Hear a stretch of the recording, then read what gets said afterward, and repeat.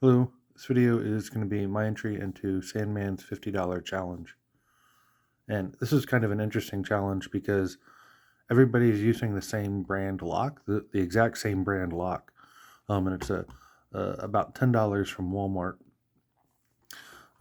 It's a 4-pin lock, but from all the videos I've seen, this lock is, I'm not sure, it's punching above its weight class, I guess. It's putting up a lot of fight for a 4-pin lock. I think it surprised a lot of people by how hard it is to pick. I've never picked one of these before, so this will be my first time picking one, so you'll get to see the pain with me. What I am going to do is after I'm done picking this, I am going to cut this open and see if we see anything special in it. I don't know if I'll do it in this video or if maybe I'll do it in another video to keep it short, but I will cut it open and see what's going on inside. I see some stuff that kind of looks like spool pins on the image, but I don't know that any of that's actually reflecting what's going on in here. I think the best thing to do is just pick it and find out. So yeah, but I think I am very curious about this. I'm a little curious, and I'm mildly scared about what I'm getting into. So should be interesting.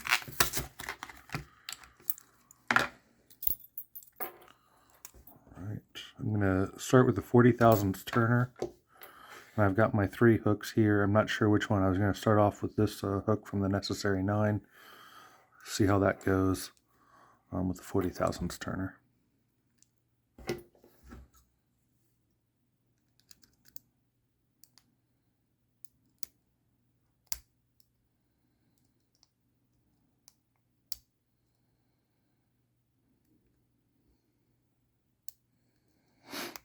So the pins definitely don't want to move.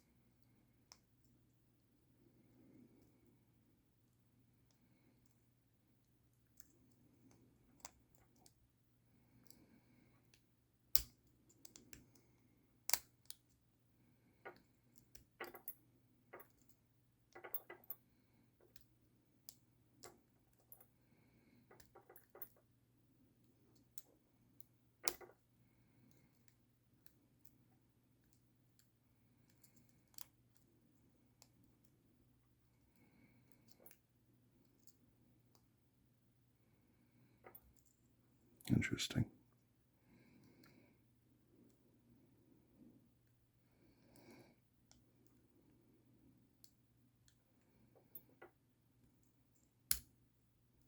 I feel like that almost ought to be enough to turn it, but it doesn't want to go. So I'm getting a lot more turn than I would expect to.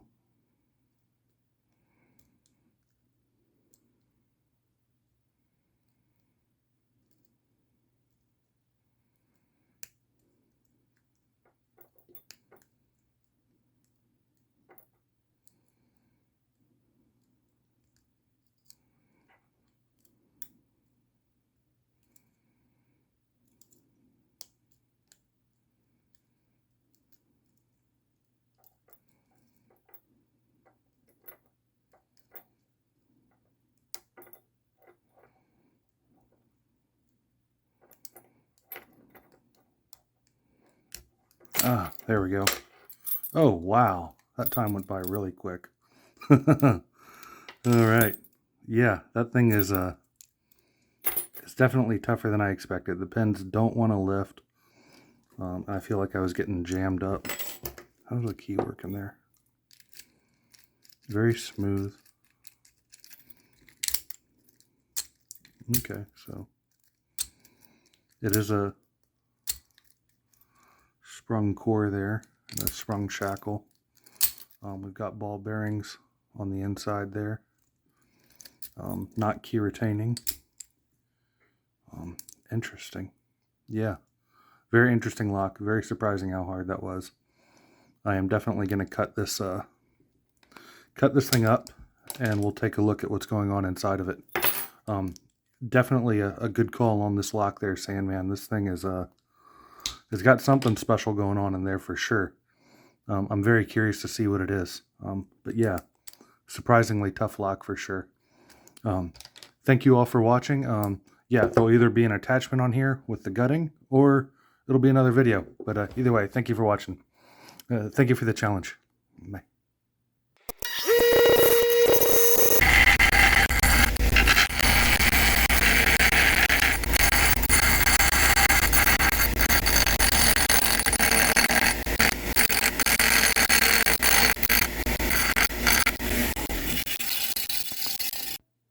Hello, welcome back. So this is going to be your spoiler warning. If you do not want to see the gutted lock or see what's inside, if you want it to be a surprise, now is the time to change the channel, check something else out. First, I'll show you the housing. So here's the housing here. To remove the plug, we need to take off these top 2 layers. Then we can pull the plug straight out. You can see the actuator in the back there. I don't think that there's an easy way to bypass. Technically, there is a very small gap at the bottom of the plug that you could slide something through, but I have a very hard time seeing you actually exploit that gap and slide any sort of tool to manipulate the actuator. Here are the pins. The plug on the right here is the one from the Brinks padlock. This one on the left is from a master padlock, just for my own reference to compare the two. Let me give you a close-up of the pins. So on pins 1 through 4, we have smooth key pins. On driver pins 1, 3, and 4, we have spool pins. And on number 2, we have a smooth driver. All 4 springs appear to be steel. They're highly magnetic. I don't see anything else, I think, noticeable about these pens. They look very smooth, but nothing super noteworthy of them.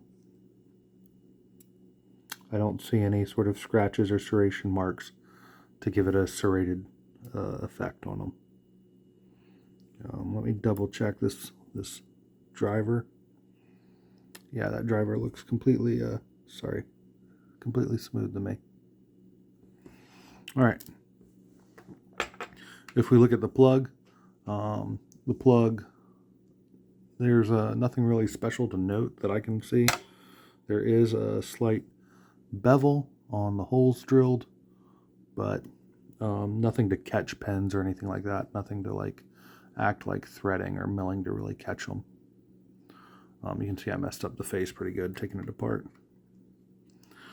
Comparing it to the master lock, it does look like the holes are slightly larger, but not enough to like be a difference to where like these key pins also fit in these holes here, and the holes still line up as far as positioning. If we look at the plug, this is where I think the interesting part is, the surprise. I'll try to get it where you can see it on the camera. If you look at the hole in the Bible there, you may be able to see that little ledge, that little ring there. That is a teeny ledge that is in each one of the holes on the Bible. So if I take my pick and I rest it on there, I can actually push pretty hard against that ledge without moving my pick down. If you hear that click, that's a pretty hard push on that ledge.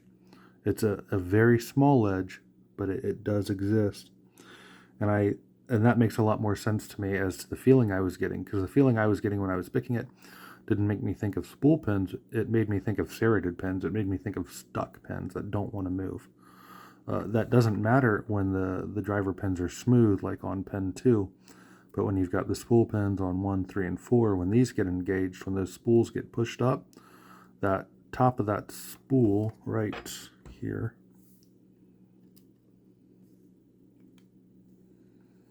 so this piece of the spool right here is going to run into that ledge, and it's not going to want to be lifted at all. And I think that's what I think that's what me and a lot of other pickers were noticing, is that just stopping completely when you get there. So very interesting. Not something I've ever noticed on a cheap padlock from a Walmart or hardware store. I measured the diameters of the plug on both of these and the diameters on the hole on both of these. This one is smaller. My standard plug follower does not fit in it. And if you want to know what size, we're getting there. So about, that's snug. That's me pushing against the side hard. 10.02. Yeah. Where is on this one? Got about 10.3. But when I measure the plugs, essentially there is technically the gap is slightly smaller on this one by, I don't know, 0.05, 0.08 millimeters. So this might be like 0.22 versus 0.3 or 0.25 versus 0.3, but relatively small. I don't suspect that that's playing as big of a role. I think the big role is the milling right there in the Bible. And I think that's all I've got for it. I'm trying to think if there's anything else I should cover on it. No, I think that's it. Very interesting lock. Definitely a very tough 4-pen lock. Very impressive for something for $10 compared to what we typically see. So I would say that is an improvement for sure. Very good challenge there, Sandman. And for all of y'all, thank you for watching. That's all I got. Bye.